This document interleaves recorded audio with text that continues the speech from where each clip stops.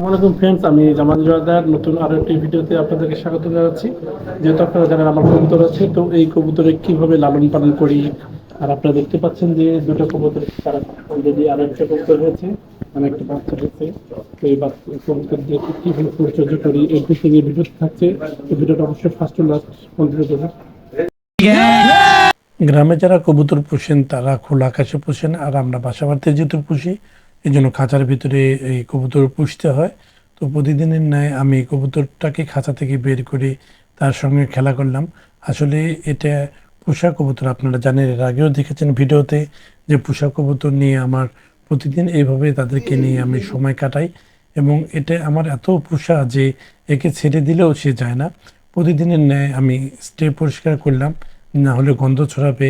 এবং এই কবুতরকে মাঝে মাঝে শ্যাম্পু দিয়ে সুন্দর করে গোসল করিয়ে দিই, যাতে এর গা ভালো থাকে এবং ভালো একটি গন্ধ বের হয়। এবং তারপরে তাদেরকে রোদে শুকাতে দিয়েছি, যেহেতু না শুকালে ঠান্ডা লেগে যাবে, এজন্য আমি তাদেরকে রোদে শুকায় নিচ্ছি। এবং তারপরে আবার তাদেরকে নিয়ে একটু খেলা করলাম। আসলে যখন আমি এই কবুতরটাকে বের করি তখন আশেপাশে যেগুলা ছোট ছোট বাচ্চা আছে, বড় মানুষ আসে আসলে দেখার জন্য চলে আসে, এবং তারা বলে যে ভাই, এই কবুতরটাকে কিভাবে আপনারা একে এত সুন্দর করে পোষ মানালেন। আমি মূলত এই কবুতরটাকে সব ছোট অবস্থা থেকে নিয়ে হাতে হাতে খাওয়িয়ে বড় করেছি।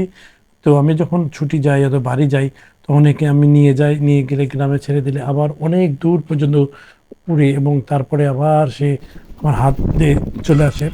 তো এবং দেখতে পাচ্ছেন যে একে নিয়ে প্রতিদিনই খেলা করি এবং একে দেখার জন্য অনেকেই চলে আসে। এবং আপনারা অনেকেই কমেন্ট করেছিলেন যে ভাই, কবুতরটাকে বিক্রি করবেন নাকি। আসলে এটা আমার পোষা কবুতর, যেহেতু এটা আমি বিক্রি করার জন্য না, একে নিয়ে আমার প্রতিদিন এইভাবে সময় কাটাতে হয়।